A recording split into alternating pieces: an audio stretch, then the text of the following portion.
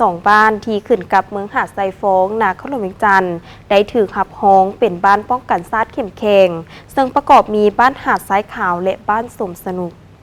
วันที่29พฤษภาคม2026นี้อยู่ที่ห้องการปกครองบ้านหาดซ้ายขาวเมืองหาดไซฟงได้จัดพิธีประกาศบ้านหาดซ้ายขาวและบ้านสมสนุกเป็นบ้านป้องกันซาดเข็มแข็งโดยการเป็นประธานของสหายพันโทสุริเดชดวงมณีห้องหัวหน้าห้องการเมืองกองบัญชาการทหารนาคลมวิจันทร์มีคณะพักคณะบรรษาตลอดทอดในบ้านและพ่อแม่ประชาชนทั้งสองบ้านพร้อมแขกถึกเซินเข่าห่วมท่านบัวลอยวงศิริห้องเลขาพักบ้านหาดซ้ายขาวได้ต่างหน้าองค์การปกครองบ้านขึ้นผ่านบทสรุปการจัดตั้งปฏิบัติเวียกงานป้องกันซาดป้องกันความสงบในระยะผ่านมาซึ่งสามารถยัดได้ผลงานดีเด่นหลายด้านเป็นต้นเมนประชาชนมีความตื่นตัวสูงในการรักษาความสงบเรียบร้อยการจัดตั้งกำลังกองหลอนป้องกันตัวมีความเข้มแข็งและสามารถแก้ไขปรากฏการณ์หย่อท่อต่างๆภายในบ้านได้ทันเวลาจากนั้นได้ผ่านข้อตกลงว่าด้วยการมอบไปยั่งยืนให้ครอบครัวและบ้านป้องกันซาดเข้มแข็งผ่านการกวดกาและประเมินผลตาม4เนื้อใน4คาดหมายของเวียกงานสร้างบ้านป้องกันซาดเข้มแข็ง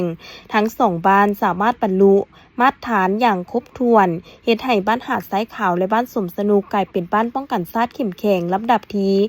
15-16ของเมืองหาดไซฟงและเป็นลำดับ127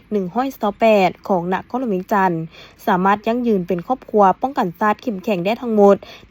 1,146 ครอบครัวในนั้นบ้านหาดซ้ายขาวจัดแบ่งประเภทแข่งมี639ครอบครัวเท่ากับ 96.38 ส่วนห้อยประเภทกลางมี15ครอบครัวเท่ากับ2ส่วนห้อยบ้านสมสนุกได้492ครอบครัวเท่ากับ98ส่วนห้อยสามารถปฏิบัติได้ตาม6มาตรฐานที่กระทรวงป้องกันประเทศวางออกโอกาสนี้สหายพันโทสุริเดชดวงมณีประธานกองประชุมก็ได้แสดงความย่องยอสมเสยต่อผลงานที่ญาติมาได้พร้อมทั้งได้เน้นหนักให้องค์การปกครองบ้านและพ่อแม่ประชาชน